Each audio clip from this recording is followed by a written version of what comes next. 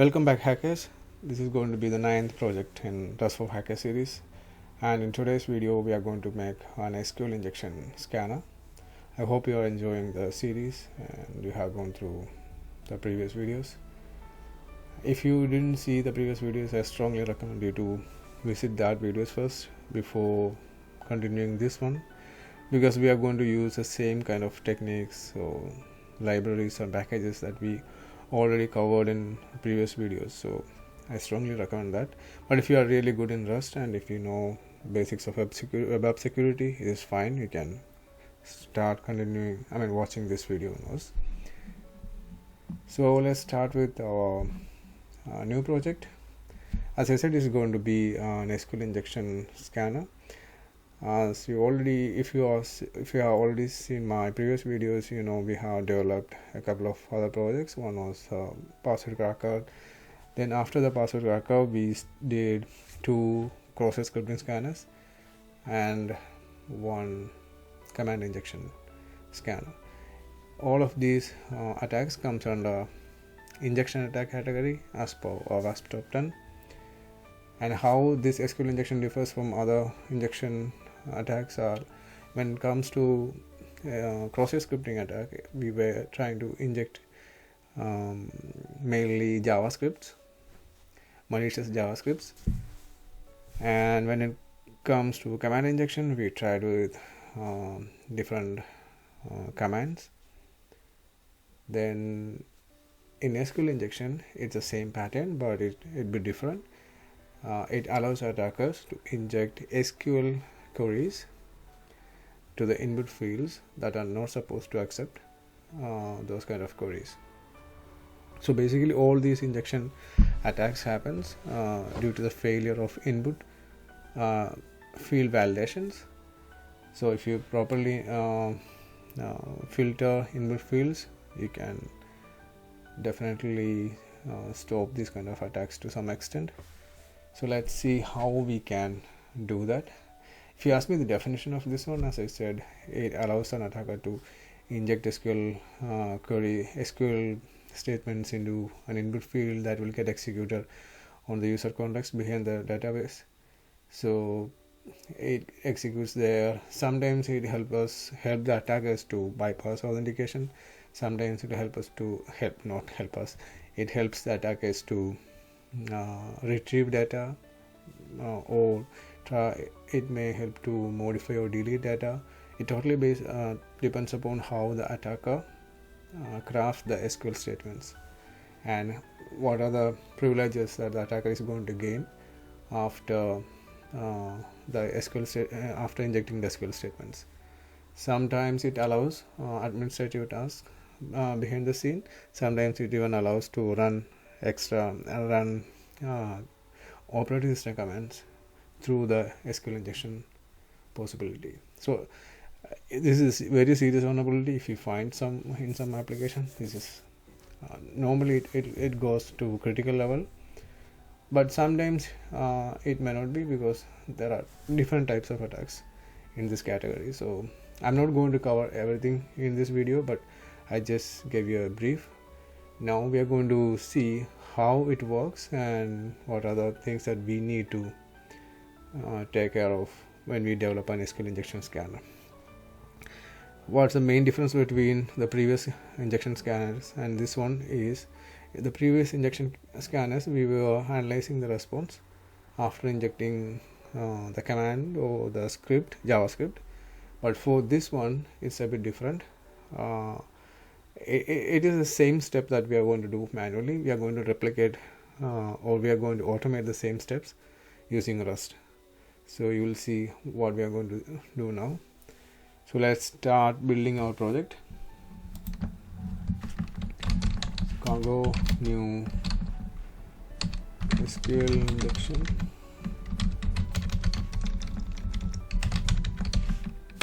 scanner. Move to the project and open your IDE.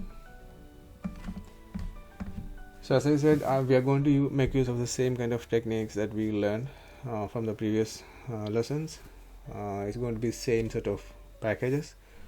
So I'm going to copy the base code from my command injection code, and if you want to see the code, I have uploaded all the code to my GitHub. The project name is Rust for Hackers. It is under that you can see all the projects that we have done till now. So let me take this one and go to target, set my cargo terminal and paste it here. We are going to make use of these two packages for our web application interaction. So now comes to the main function. Go here, go to the command injection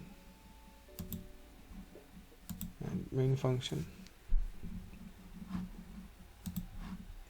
Try to copy the code from here, because if you are going to do the entire code base, it will take more time. So I'm just making it easier. If you have some doubts, or if you are not following this what I'm doing, please refer my previous videos, so it will be, you will get at a basic idea what we are doing here in this one. So now we have the command injection code with us. So the next thing what we need to do is we have to analyze the application and find out how the SQL injection works. Then we have to come here and start to automate the same process. So before that, what I'm going to do is I'm just planning to build this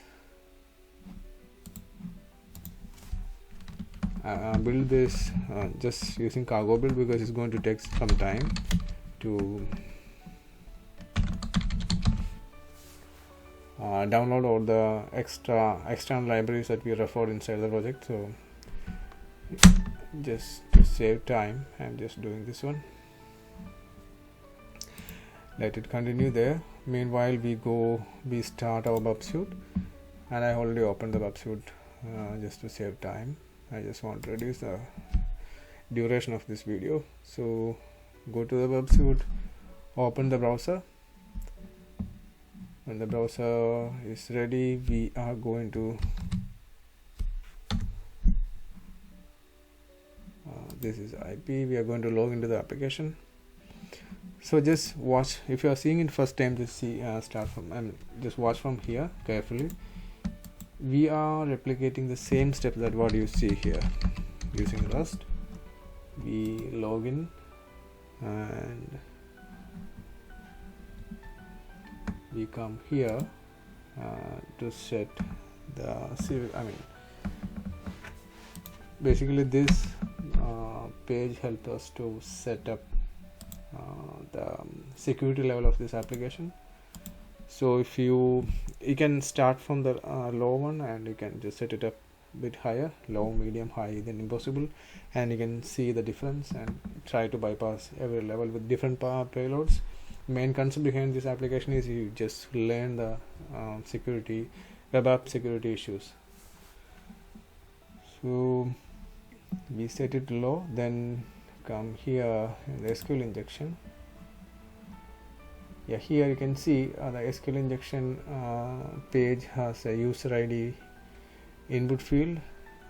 Suppose if we let me try one. See, when we are giving one or two, what is returning is it returns that specific ID's information, like ID, first name and surname, maybe from the user table. So if you see, when I just give 1 or 2 or 3, whatever it is just giving me one row. Maybe technically behind the scene is only one row that it returns, and with 3 columns. So here we analyze. Now we know this is going to be the baseline for our scanner. Now we know when we input a valid ID, we are getting 1 row. So this is going to be the baseline for our check. So keep in mind that we are going to replicate the same thing when we are going to do the actual automation for this. So now what I'm going to do is I'm trying to inject the actual SQL injection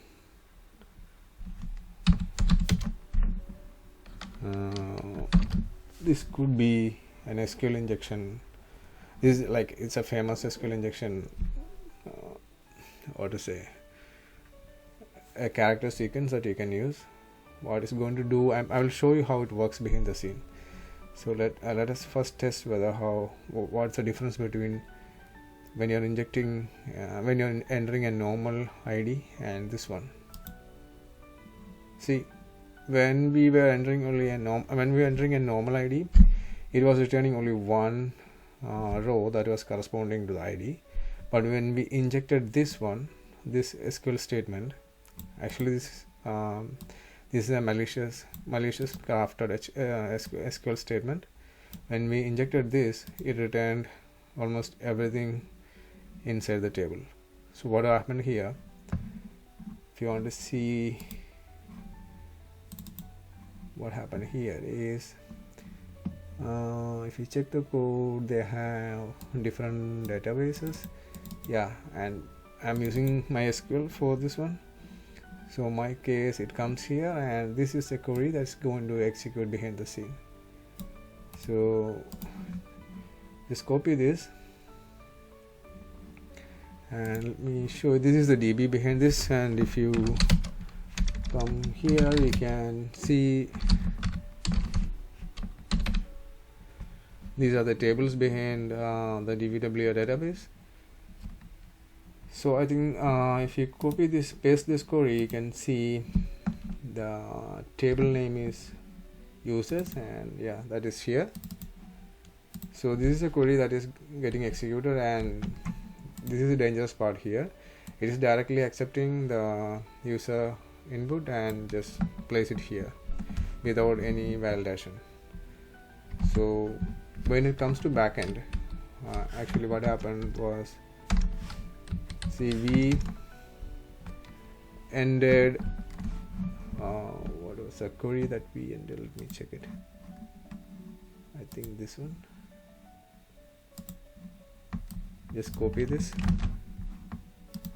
So this will come here like this. Even here, there is one more thing you have to, this is a common pattern everybody is using, but just keep in mind that it may work without even the hash. The hash, or the last part of the query, the malicious payload, normally represents a comment character. Comment character means, so after, suppose in this DB, MySQL hash is considered as a comment, and in Microsoft MS SQL, 2 hyphens are considered as comment. So it depends upon the backend DB. Hash may not work for every DB, so you may need to trust with different options of comment. And one more thing is, the comment is needed only if you have multiple tables or multiple conditions, not multiple tables, multiple conditions. If you see this query, you can see we have only one condition here, that is user ID equal to whatever the user ID is supplied for. So in this case, actually it will work even without this. Should be, sorry, then it's another. So let me craft the query in a way that it will consider all these as characters. Maybe this will work, I think. See, this will work because this is nothing but we are trying to manipulate the query. We just put the or inside a string and the equal to inside a string, and what happens is you can give any condition, like even this will work.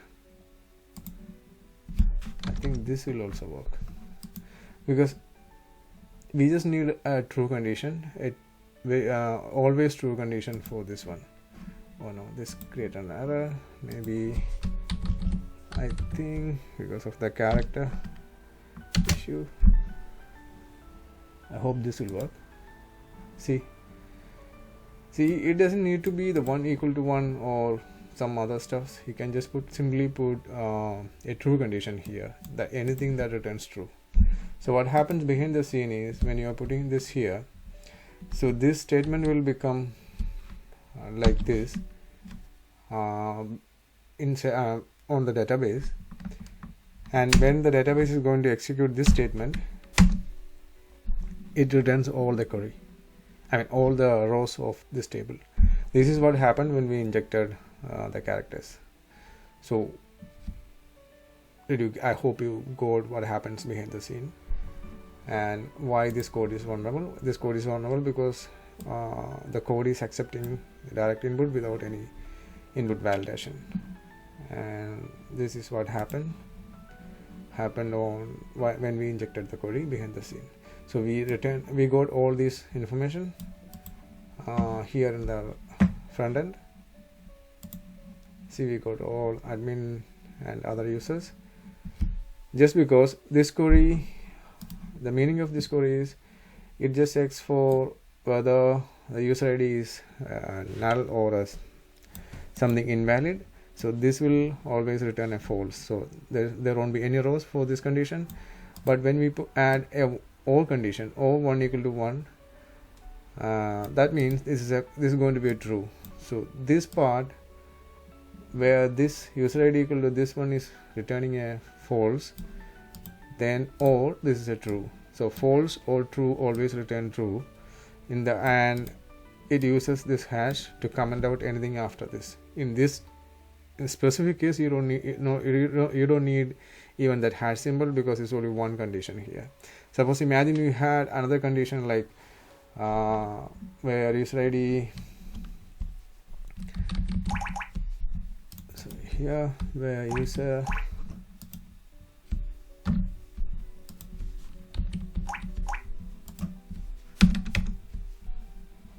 if you come here, suppose imagine you had another where condition where it was specifying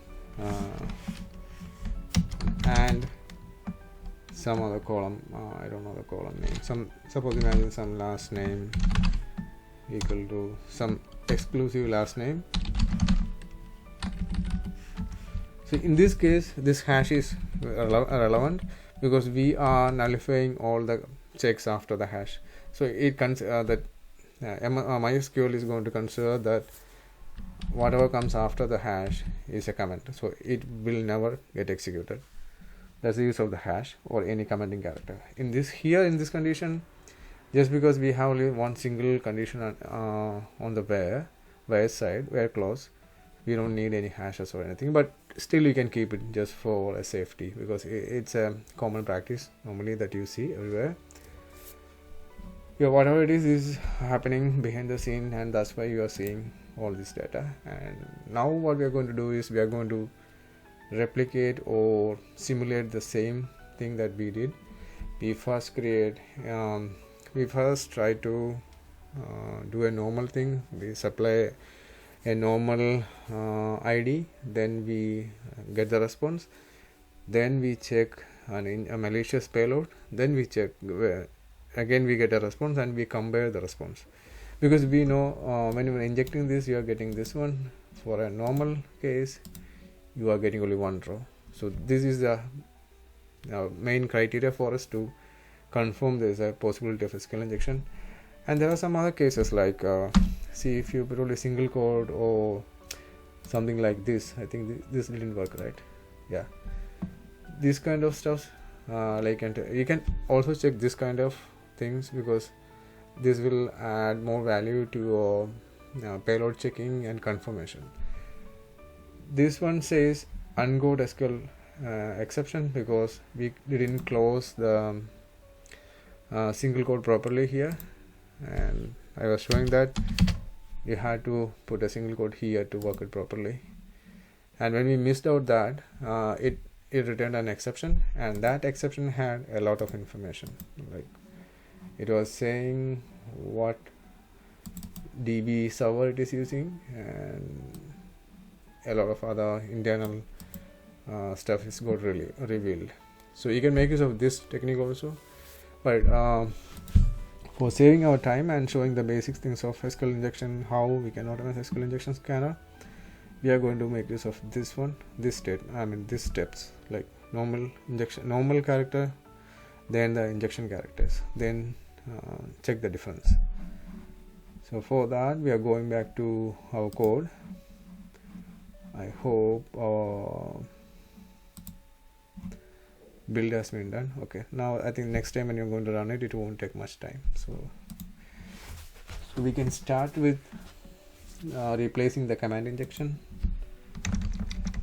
Let it be SQL injection scanner, and let this be the SQL injection. One more important thing there we missed, we didn't check what are the parameters that we require to send to the server well for this injection. And this is a get request and it's a query string, so it's directly, you can see it here, but for the safety we confirm it, come here, and you can see if you send to repeater you can see it properly. See, this is a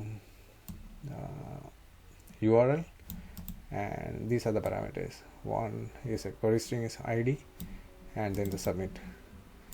So we should be knowing this one, otherwise we can't do anything with this. So normally when you come here, SQL injection URL is this one. I think you can add the SQLI here.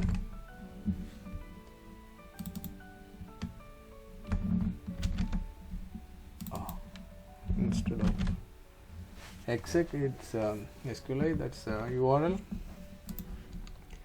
and not ID. I mean IP is ID, and ID in a normal case I'm just applying 1 and just SQL, make it, rename it as SQL params. And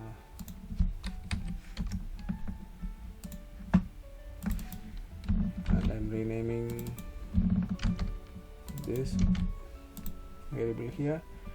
I created a hash map and I set up the variable for me, and I'm posting it. Actually this is not post, it's a get, and it's not a form, it's going to be query string, and this is going to be the SQL params. So now we build the parameter, the URL. Now we have to execute the request and just make it SQL injection response, and here SQL injection response. Command injection, we named it very weird, so let it be SQL injection HTML response, and we have to take the text part of that response. So one part is done. The next thing we did was we injected the malicious payload. So what we can do is we can copy this part and paste it here. I missed the L here. Just make it meaningful. Is here, and here we can say malicious params, something meaningful that I just for the sake of readability I just give the full name. You can just give some short names for these variables, is fine. And here instead of the actual variable we try to give, did it work? No. So what was the working one? this one. I think this worked. Yeah, so I will copy this.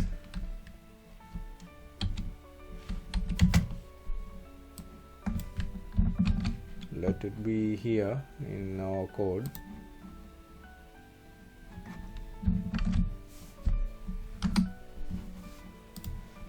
If you want, you can add the comment and you can test it. It's fine. Now I know I don't need the comment part because only one where condition is there.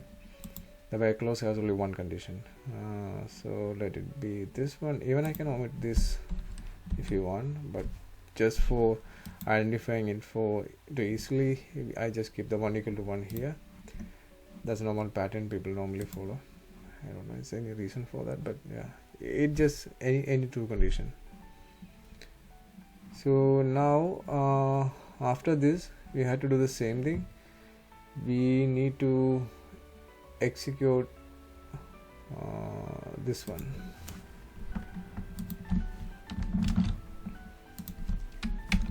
We have to send the query SQL injection. Actually this is SQL injection, the previous one was not SQL injection, but yeah, SQL injection underscore mal response. Oh, okay, we need to set up another request. In fact,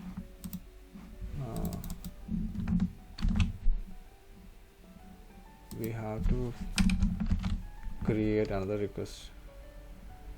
What to say? Malicious request, and this is going to be with the malicious parameters. So now we have the second request with the malicious parameters, and we have to execute the malicious request and get the response. And here just say malicious HTML response. So now I think we did all the things that we did here, right? So up to this one is done. Now the remaining part is because we have saved the response from the it's an error here. Oh, it's not actually CMD, SQL injection and SQL injection here, and SQL injection now stable response. Actually this is here. So now we did almost everything till now here. So the remaining part is, because we have the previous response we set as a baseline, it is here, and the last malicious response is here. So if these two are different, if this one is it's not contains, actually it's not equal to this, so the response are different, then we say possibility of SQL injection in ID parameter, right? This is correct, right? If the response, because we set up the baseline with the normal request and response, then we did the malicious injection, then we compare the response. That's what we do when we are checking it manually, so we are just repeating the same step here. Now let me go to the place where it is getting cold and see the other thing you have to, if you're seeing it the first time, I'm just saying that we are logging into the application, and then we set up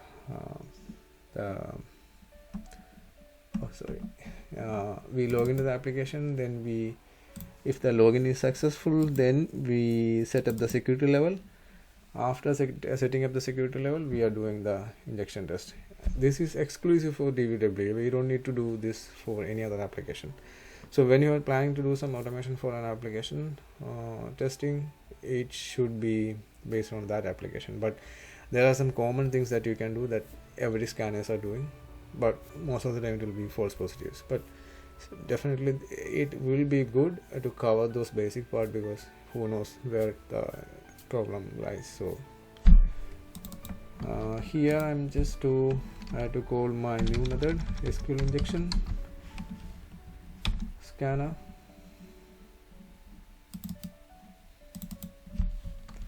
SQL injection scanner, and just because it's returning an option string, and we are just getting that using the question mark. Then if it has some value, SQL injection, I say status because the other message has the actual possibility set up, because we are returning if there is a possibility of doing if the possibility of SQL injection is there, this message will get returned. So in the main function we are just saying it's a SQL injection status, but keep in mind that in real time it should not be like this. Means you shouldn't confirm SQL injection with just by setting up one payload. You have to do multiple payloads, and just for the confirmation. This is for the just for sake of showing you how it works, how we can automate SQL injection. I'm just showing this up. Now we have this one. If there is none for this login, then we got login failed, and if there is none for here, we say no SQL injection found. I hope this works. Okay, let us check how it works. Here, go and run this app now. Cargo run. So this will be a fast build because we already did build using the cargo build before we started this one. So it should be faster than the previous step. Yeah, okay, it says login successful, no SQL injection found. Did we miss out anything that we did? Okay, analyze it one by one. I think, okay, got it, because the security level we set it as low. Yeah, this is another thing, like why it returned no SQL injection, because most probably the security level was set up as high. I just now changed that to low, and now let us see how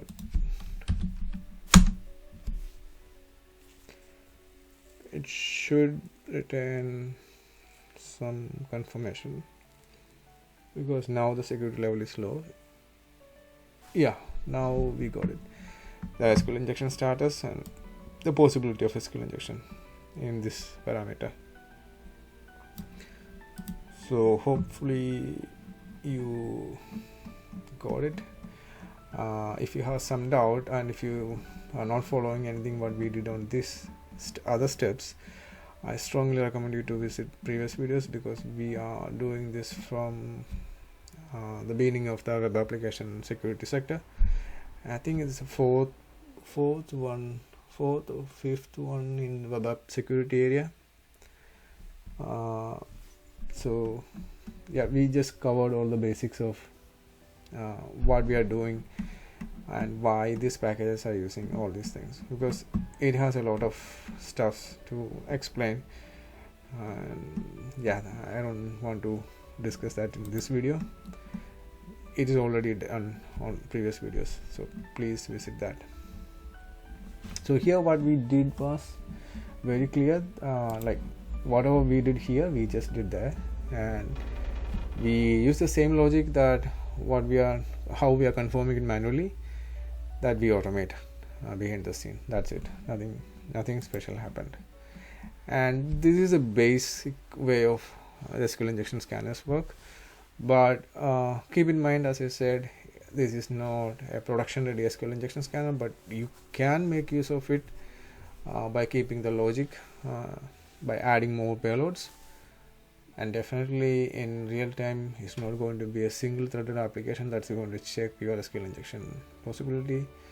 It should be multi-threaded. So what I'm planning is I'm stopping my web application security for single threaded application here. We will revisit all these web application security projects once we learn threading in detail. So I think that's all for what I planned for this video. Let me check, did I miss something? I did show you how it works behind the scene. Yeah, that's it for this video. Now you know the basics, and we have done a lot of projects in the web security area. Now we know how to do a post request, how to do a get request, how to send query strings, how to post forms, how to retrieve a response, how to check the response, and a lot of things we learned in this series till now. So let it be continued. I will come up with another interesting project on next one. Most probably it's going to be threading. I'm planning to do a detailed basics plus a good project in threading. So if you are interested in Rust and if you like the video, consider subscribing. If not, it's okay. Just watch it. And I know programming is not for everyone, but if you are seriously taking programming in consideration, especially Rust, you have to write code every day. That's what I do. I try to learn something new in Rust, because Rust has a really big learning curve and it has a lot of features that will help us to, the features. Normally, if you consider Go with Rust, the main difference is the Rust specific features and options. And believe me, I can't memorize everything, so I just learned the core basics that I was doing in Go. How to achieve that in Rust, that's what I'm doing, and that's how I'm learning. So I have a lot of other projects in pipeline, so I have to convert everything into Rust and learn it properly. So this is going to be the final video of single thread application in web app security. As I said, we will revisit this again after we learn threading. So that's all for this video. See you soon with another project in Rust.